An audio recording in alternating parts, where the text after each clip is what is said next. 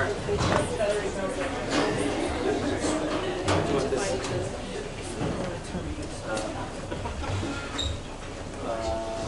Just take a second. Okay. Is it long cable? This is a long cable. There we go. The bolts have to go quick. Yes.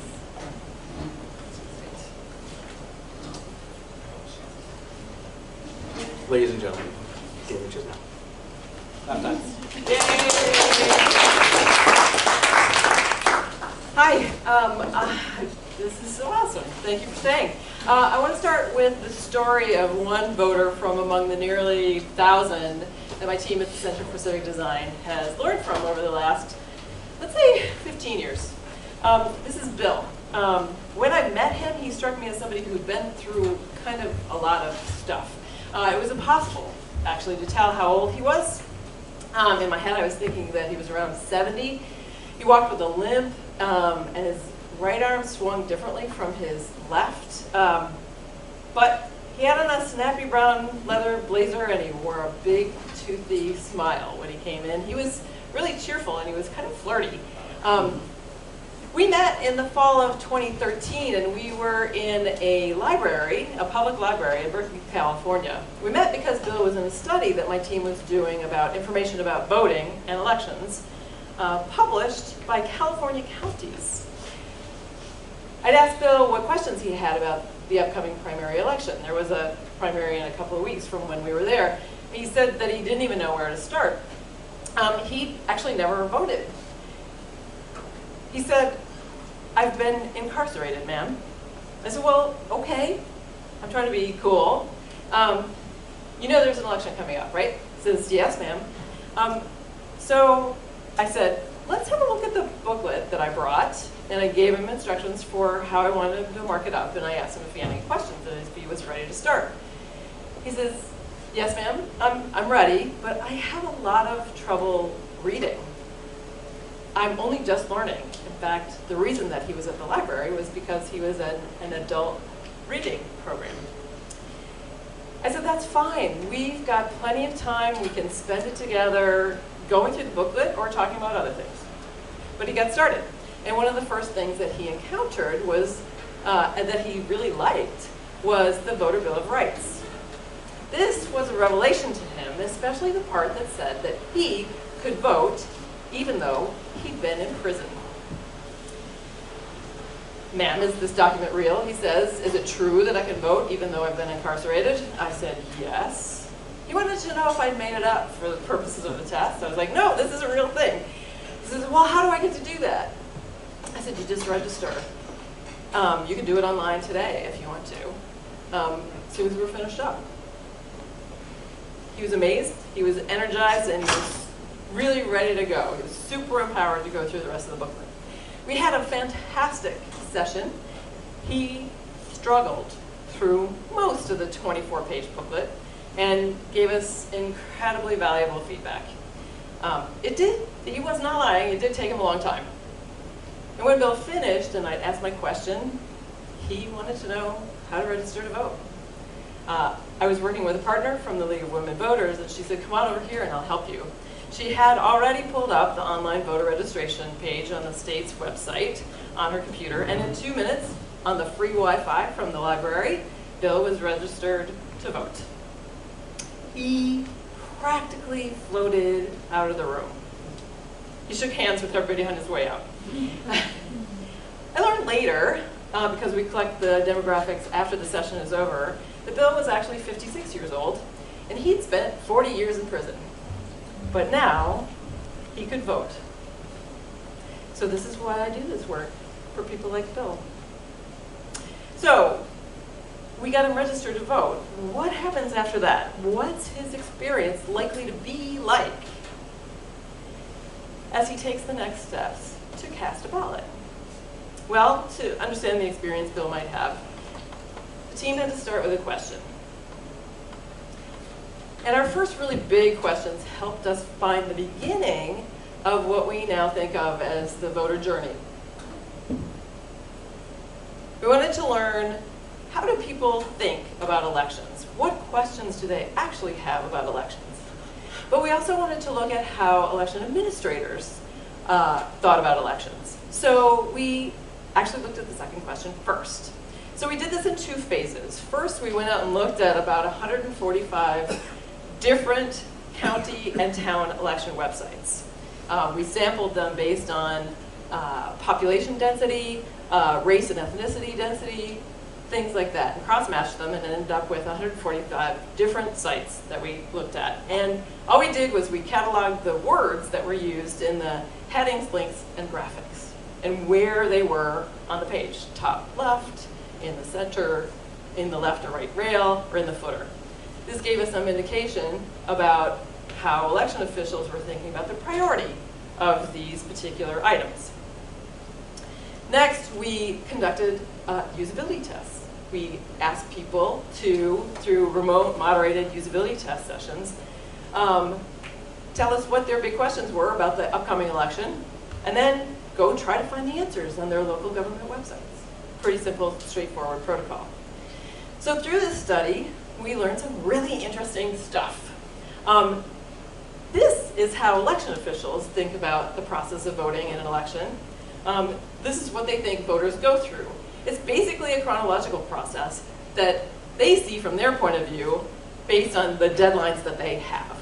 So you have to open up registration, then you close registration, you open up early voting, then you close early voting, then you open up the polling place, then you close the polling place.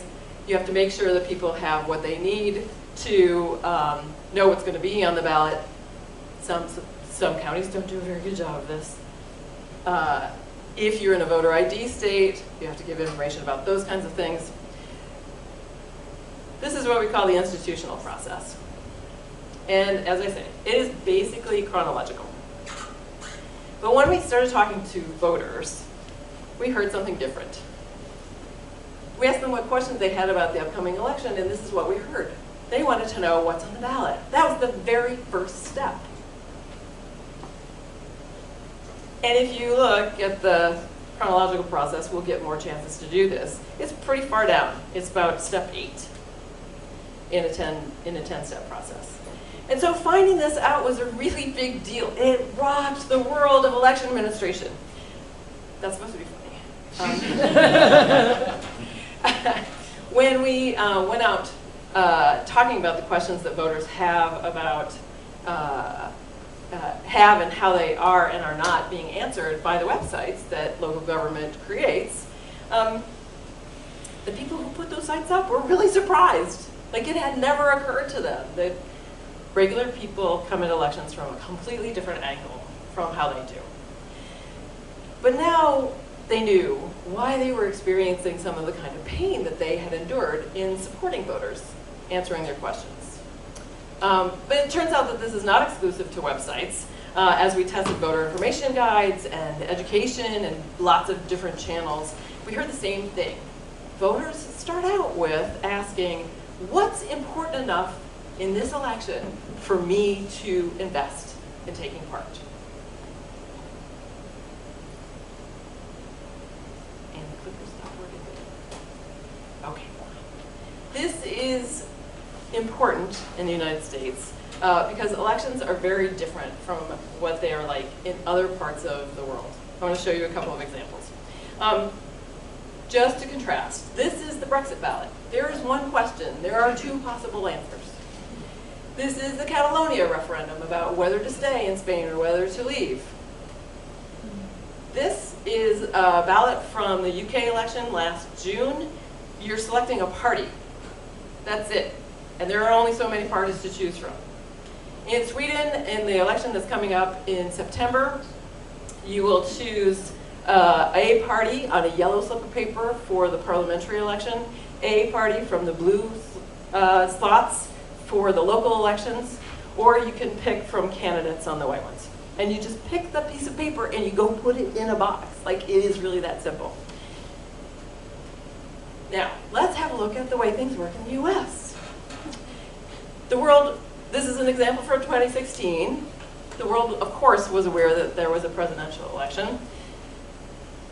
But in San Francisco, California, for example, where this is from, there were also elections for US Senator, for Congressperson, State Senator, State Assembly person, a judge, Board of Education, College Board, and the head of the BART Rep Transit. But wait, that's not all. There were also 40 questions on this ballot. And if you vote in Massachusetts, you get a couple questions now and then, right? But in California, between the county and the state, there were 40 questions. And this is just a checklist. This isn't the actual ballot. This is what ballots look like in real life.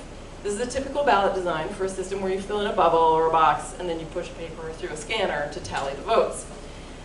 This one is from San Luis Obispo, the happiest place in America.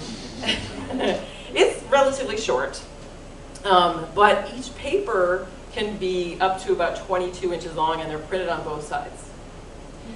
So now you can actually see that this is a pretty complex problem. And there are a lot of elements, there are a lot of stakeholders, and there are a ton of constraints. So this is the kind of beautiful wicked challenge that we've been working on for a long time with election officials.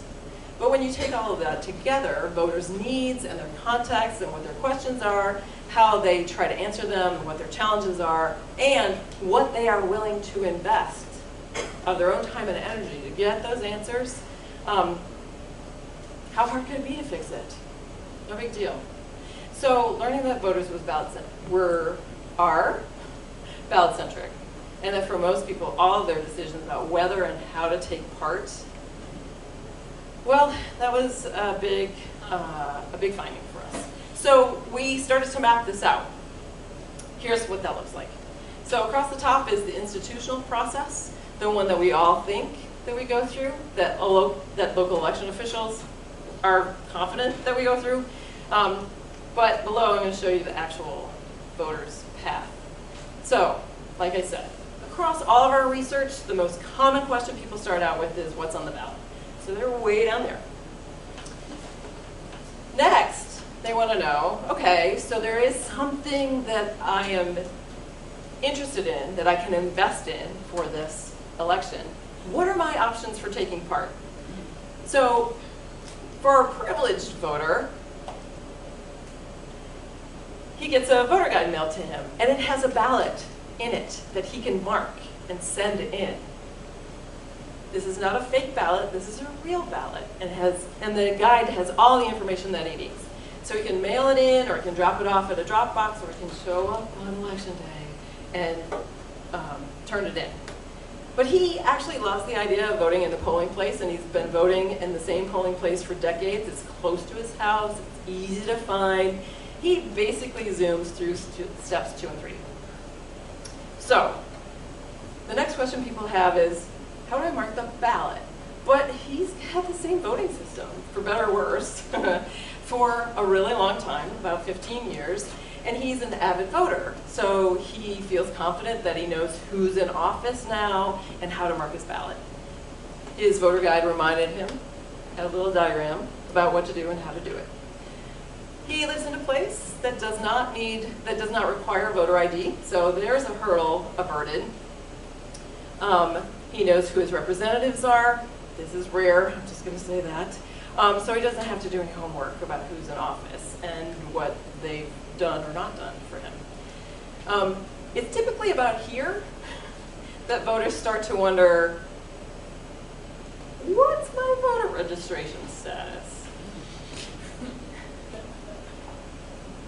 Have I moved since the last time I voted? Maybe. So our lucky privileged voter lives in a place that has automatic voter registration, which Massachusetts is about to have in 2020, thanks to Governor Baker.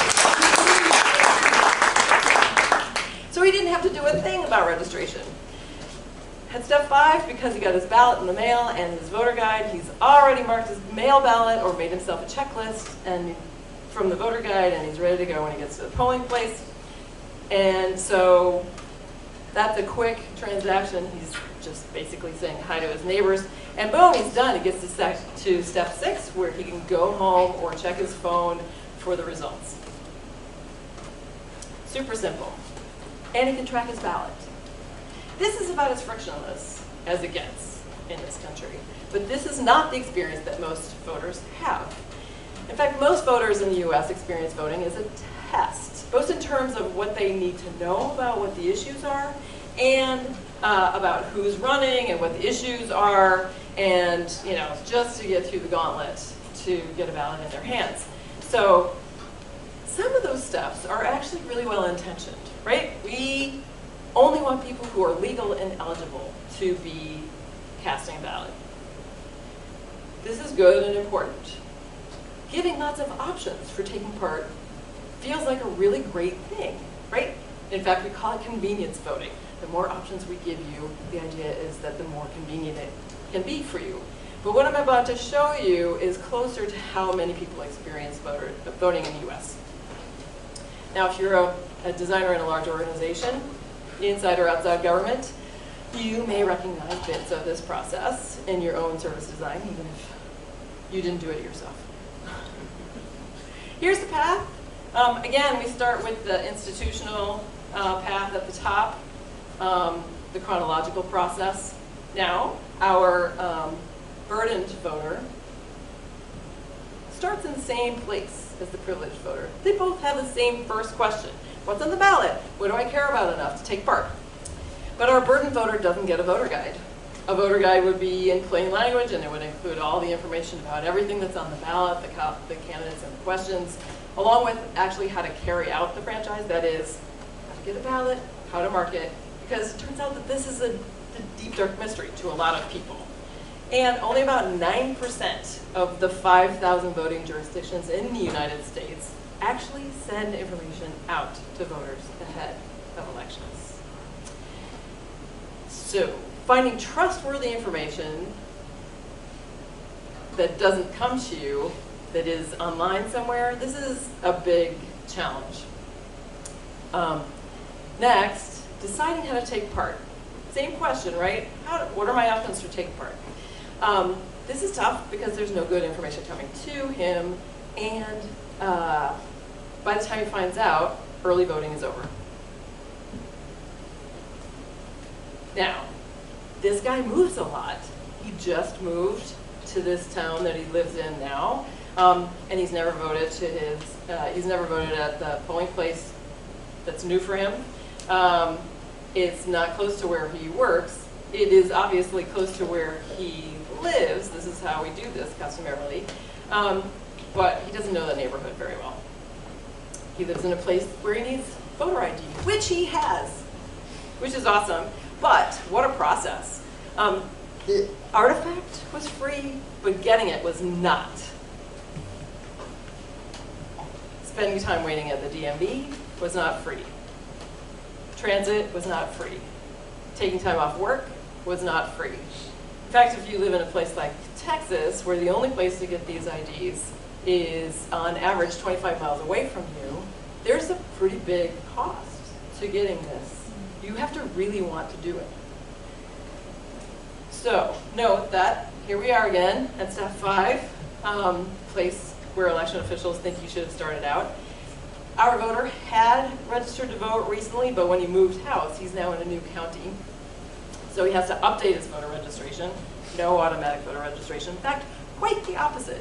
He has to go to a website to download a PDF, print it out, sign it, put it in an envelope, address the envelope, find a stamp, put the envelope with its proper postage into a postal box, and hope that it gets there in time to be processed so he can be on the voter rolls. So you can see each of those steps might be a hard stop for a lot of people. Now, he manages to get over all of those hurdles, and he finally gets to a polling place on election day, and he's stunned to learn that there are things on the ballot that he didn't know anything about. This is very common. There are contests and candidates that he didn't know anything about until this moment, and he's really confused about how to mark the ballot because he's never seen a system quite like this ballot before. So he leaves, praying, hoping that he got it right, but mainly just being relieved to have done the thing, and he hopes it all works out okay. is interested in knowing the results, but like by now he's just completely exhausted and he can't, you know. Who knows whether he'll be able to find a local website with the results, and the town newspaper doesn't come out for a couple of days.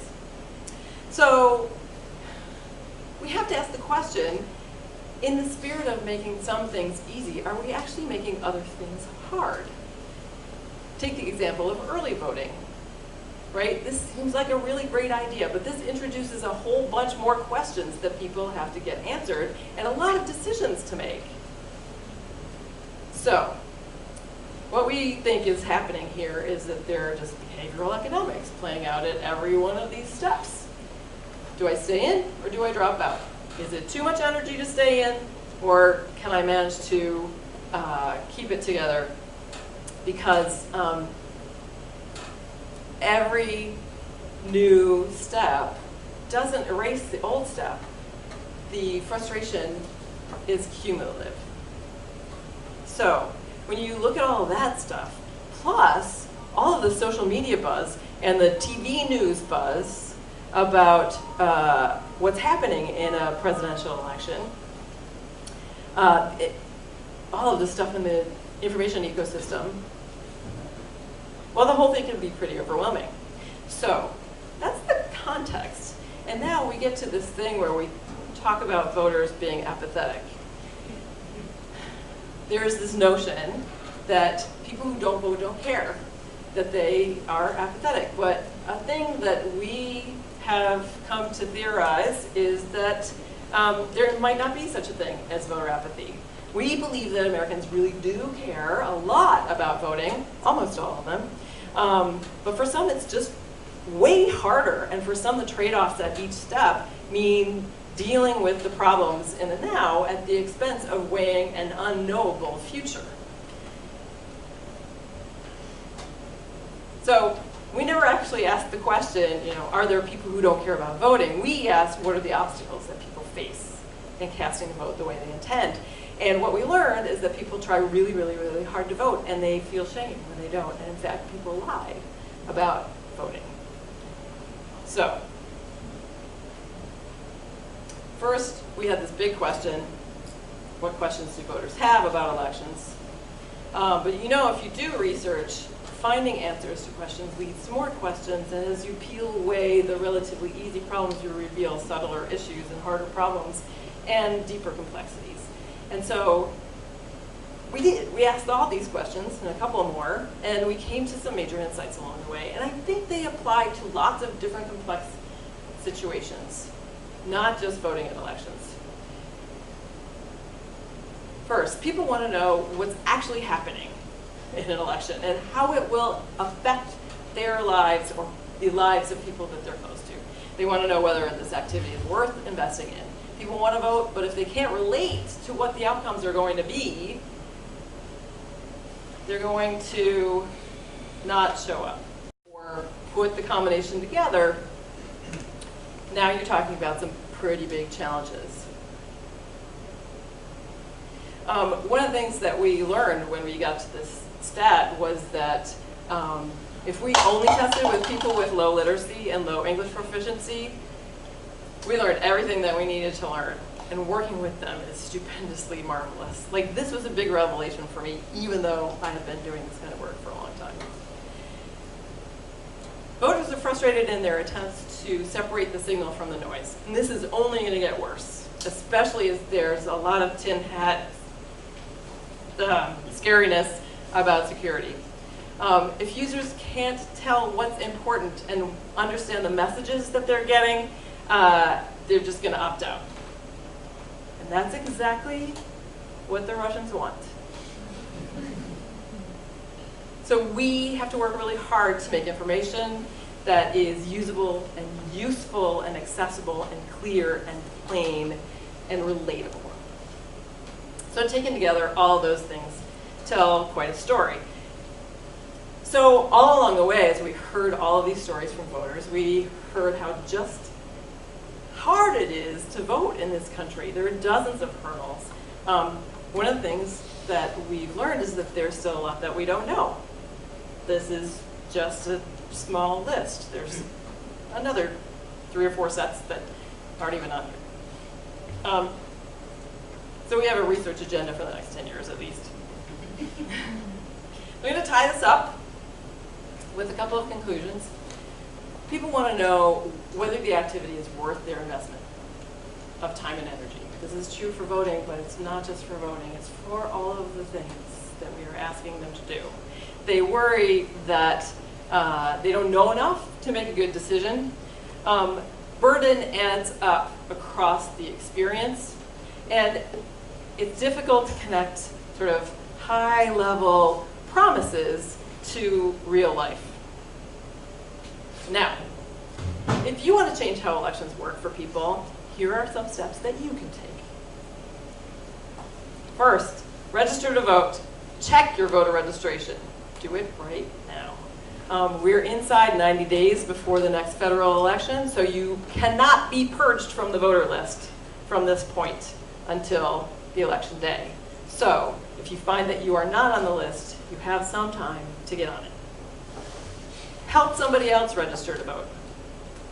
Next, sign up to be a poll worker. The average age of poll workers in the United States is about 70. So you would lower that average by quite a bit. And if you speak a language, you can, in addition to English, exempting baby talk, you will be very helpful to furthering democracy. If you can't spend the long day and the low pay, that kind of probably describes the job that you have now. Being a poll worker, sign up to be an official observer and go hang out for an hour or two. It's so interesting. Just like seeing the cross-section of people who show up and to see what the process is like. It's really fascinating, and you can do this totally legally. It's all good. A thing that we've been hearing more and more about, because elections are more and more complex in all the places, we're being asked to make more decisions rather than having our legislature make decisions, is holding neighborhood meetups. In California, we know people who have a supper club where they meet with their neighbors 1 week and they make assignments about, you know, those 40 questions that are on the ballot. They divide them up, and people go do homework, and then they come back a couple weeks later and share what they learned. So everybody doesn't have to know everything, and they made it fun. Finally, make a plan for yourself. There's a primary election on September 4th. Decisions get made by the people who show up. Show up. Make a plan, and make a plan with somebody else and get them there. And finally, take a kid with you, because we hear this over and over and over again. People who are avid voters, who are really engaged in community life and civic life, were taken to the polls when they were little kids, and they saw what the process was like. So, rent one if you have to.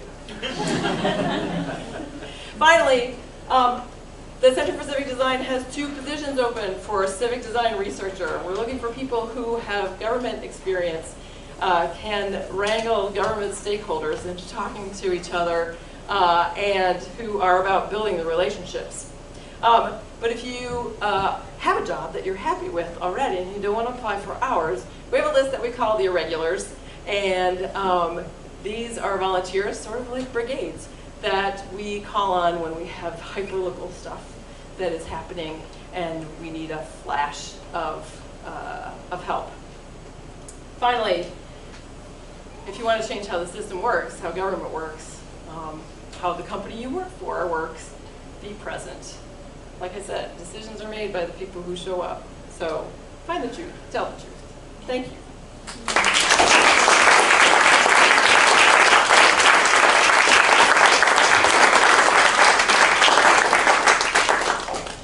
How did you feel about some questions?